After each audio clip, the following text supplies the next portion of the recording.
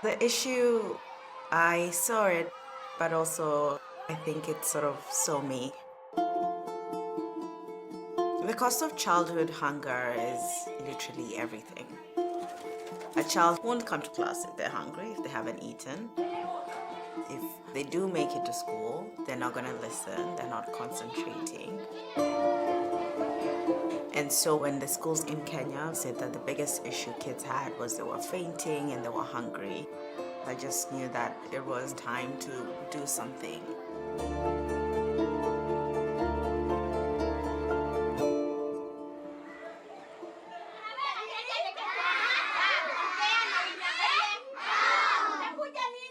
In Africa particularly, school feeding programs, which have already been proven to impact children very positively, are not widespread.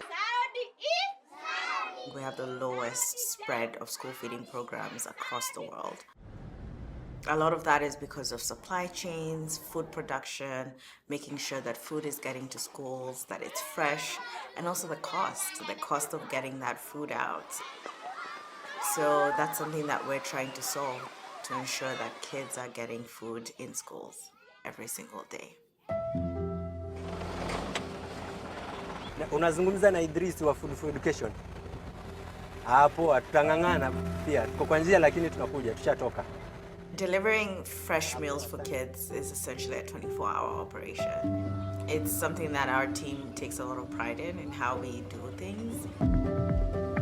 I started with 25 kids. My goal then was to feed 100 kids.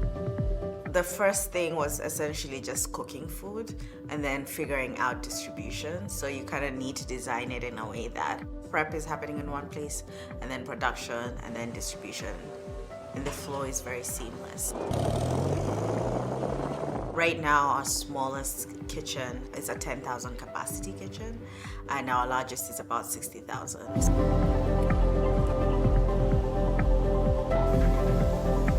I just loved the efficiencies of running a school feeding program where the food is produced in very high quality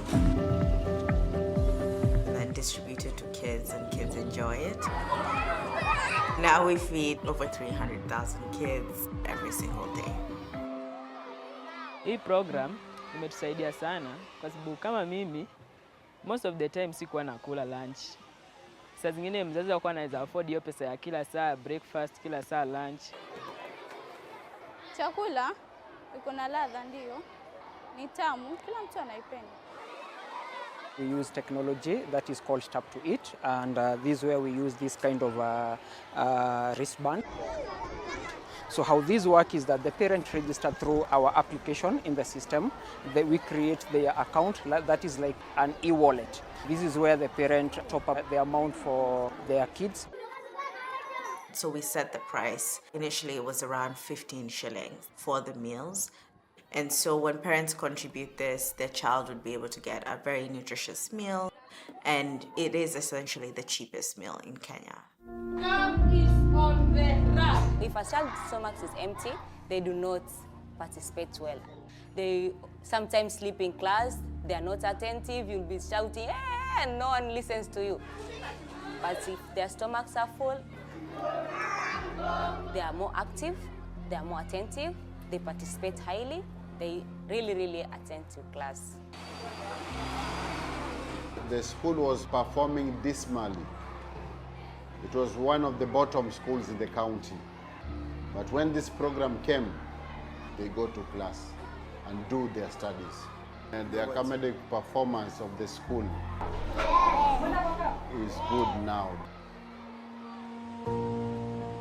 One of the things that was very intentional for me when we began was making sure that we're involving the communities that we work in, that we're reinvesting back into our economy, that we're creating jobs, that we're creating opportunities within the systems that we're working in and we're living in.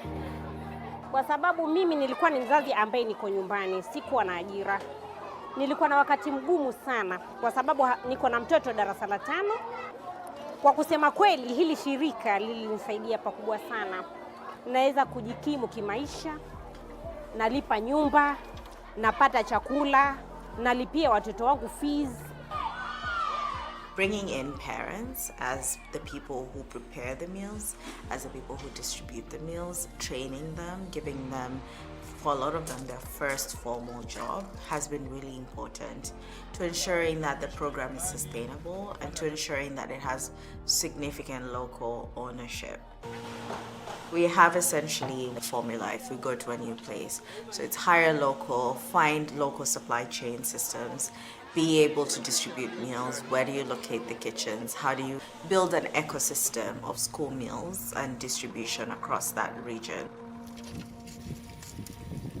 Our sourcing really works through smallholder farmers, where we're buying, from farmers who have 1 bag of beans up to 3 bags of beans, sometimes even 10 if we're lucky.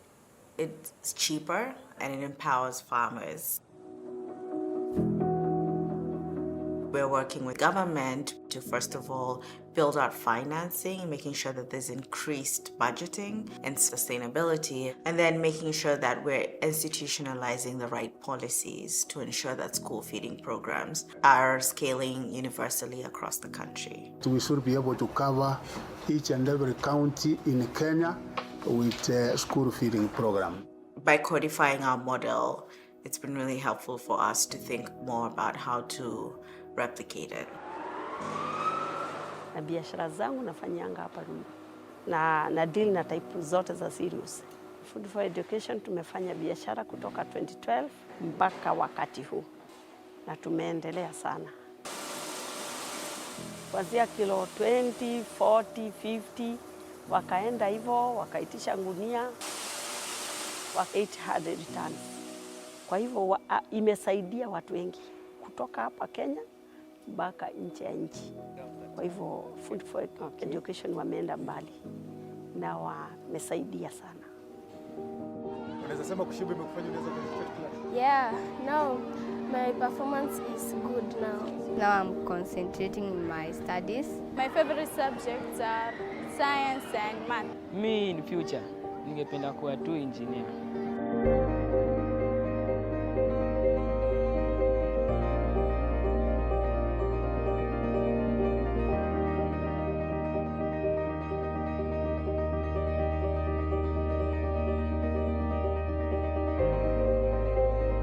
The impact has never been questioned in terms of, is it good for kids to eat?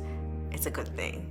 Uko diet, sasa Bridget, kwa nini unanyamaza hivyo? Mama kwaje? Ni mom, nimekuwekea mom. But how do they eat? That's the question we've been trying to solve, is how do you scale it? How do you make sure that it's cost effective? So by providing 1 million meals a week, we're able to answer that question, that it can scale and it can be cost effective to ensure that kids are being fed every single day.